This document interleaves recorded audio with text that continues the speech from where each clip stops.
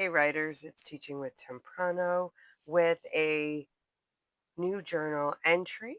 Um, as promised, I wanted to show what I do for some journaling, which is called artifact journaling. And I have showed a video about this, just kind of flipping through, but I wanted to show how I actually do it. And this is something that you can do with your students, yourself, and students, if you're watching, you can definitely do this. I do this with fourth and fifth graders, and I feel like this could be all the way up to and including adults. So, artifact journaling means you are writing about an event or activity that you participated in, and you have an artifact, something that can be taped down into your notebook about that particular event. So, this is a food drive event that I participated in, helped plan for my town. Okay.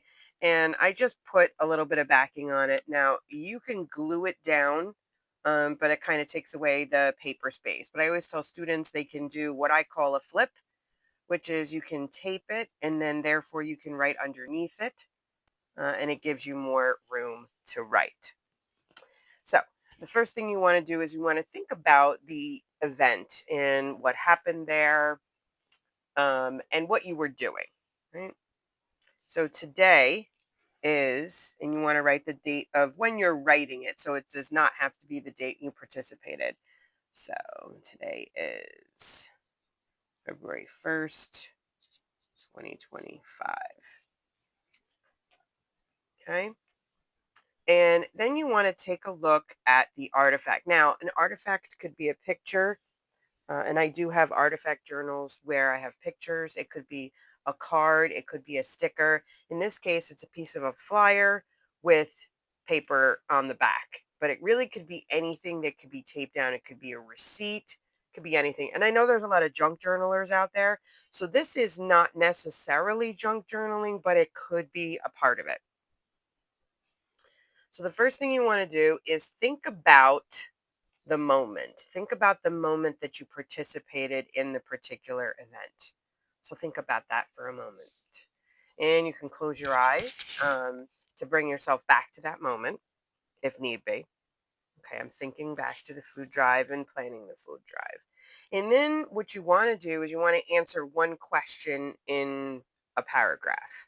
So the first paragraph is where you were and what you were doing. And this kind of tells what happened during the event.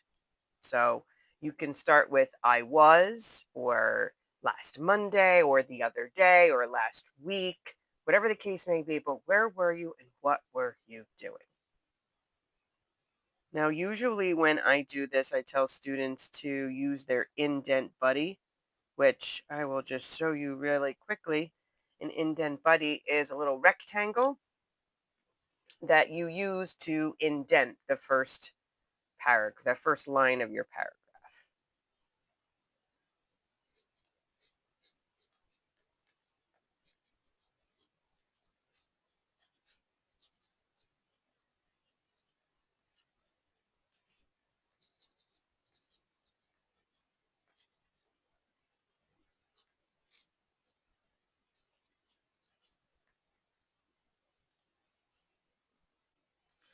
Okay, so after you finish your first paragraph about where you were and what you were doing, you are going to skip a line or indent again, draw your next indent buddy.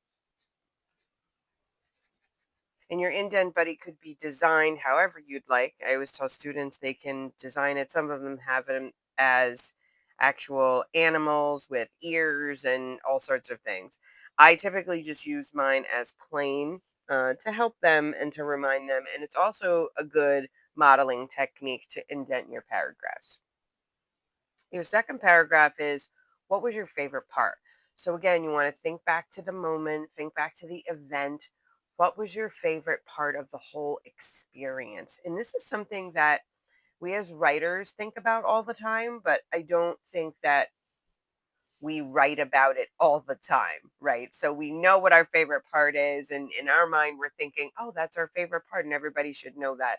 The reality is sometimes it sneaks up on you. Your favorite part might be a moment that you didn't realize was your favorite moment. And now you get the opportunity to write about that. You can start your sentence with my favorite part was. I always tell students, and I'll tell all of you who are watching as well, you don't have to use that as your sentence starter, but if you want to, you can. So, what was your favorite part? Think back to that moment.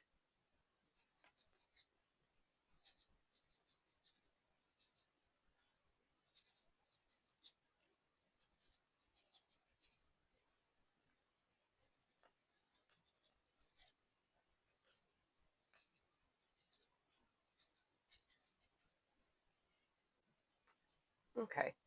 After you finish the second paragraph of your favorite part, here is the third little paragraph. And your third paragraph should be, why is this a moment you'll always remember? Now, it's interesting because most people would think, well, you just told me to write that my favorite part.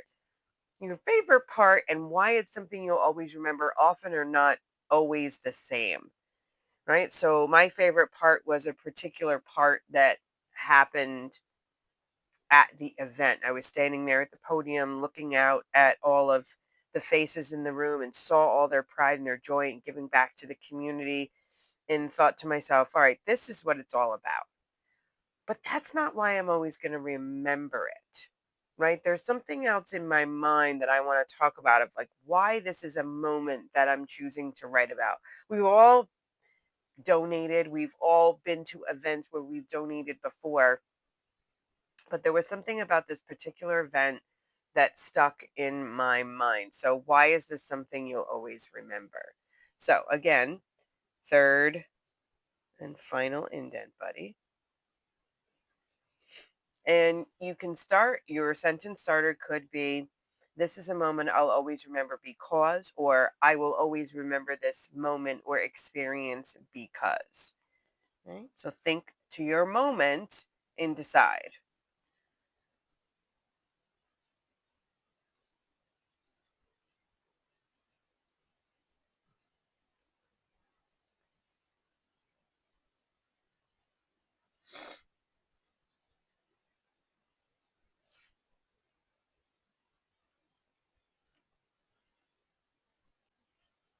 Okay. So this is what your notebook will look like. You have your artifact, right? And you have one, two, three paragraphs about that particular moment. Now, you could add something to the bottom. You can add a quote. You can add some quote stickers. You can really add whatever you'd like. But that is an artifact journal. If you like this, I will do more videos of my artifact journaling. This is my favorite type of journaling to do, aside from writing poetry and writing chapters in the book that I'm writing right now. So feel free to comment below if this is something that you're interested in. I can also, continue to show you about some of my little designs. So hope to hear from you soon.